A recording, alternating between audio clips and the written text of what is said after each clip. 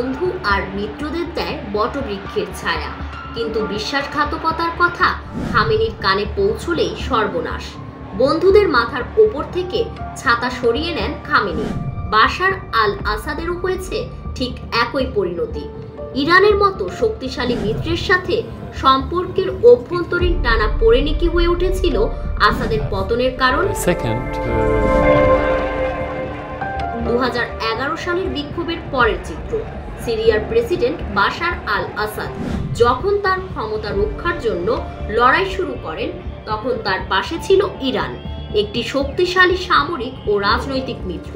কিন্তু 13 বছর ধরে চলা গৃহযুদ্ধের পর সিরিয়ার প্রেসিডেন্টের পতন ঠেকানোর জন্য তেহরান কোনো বড় পদক্ষেপ নেয়নি।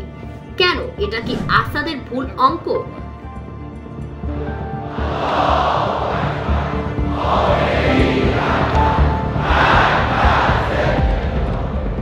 ইরান সিরিয়ায় 30 থেকে 50 বিলিয়ন ডলারের মতো বিপুল অর্থ বিনিয়োগ করেছে।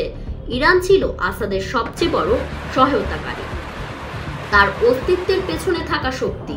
তবে আসাদ কি বুঝতে পেরেছিলেন এই সহায়তা একদিন শেষ হবে? রাজনৈতিক বিশ্লেষক মাজেদ মানদুরের মতে আসাদ শূন্যস্থান সৃষ্টি করেছিলেন। তিনি বিশ্বাস করেছিলেন ইরান ছাড়াও তার ক্ষমতার ভিত্তি অক্ষুণ্ণ থাকবে। আসাদ নিজেকে ইরানের একজন অপরিহার্য মিত্র হিসেবে দেখছিল এবং এই আত্মবিশ্বাস তাকে বিপজ্জনক পথে নিয়ে গিয়েছিল, যা তার পতনের কারণ হয়ে দাঁড়িয়েছে। আসাদ ইরানের সাথে তলে তলে শত্রুতা তৈরি করেছেন। তিনি আরব দেশগুলোর কাছে নিজেকে গ্রহণযোগ্য করার চেষ্টা শুরু করেন। তিনি আশা করেছিলেন উপসাগরীয় দেশগুলো সিরিয়ায় বিনিয়োগে হাত বাড়াবে, কিন্তু তার এই অপতৎপরতা তেহরানকে ক্ষুব্ধ করে তোলে। এই কৌশল ছিল একেবারেই বিপজ্জনক। ইরান তা বুঝতে পেরে তার সমর্থন সরিয়ে নিল। এর পরিণতি ভয়াবহ ছিল।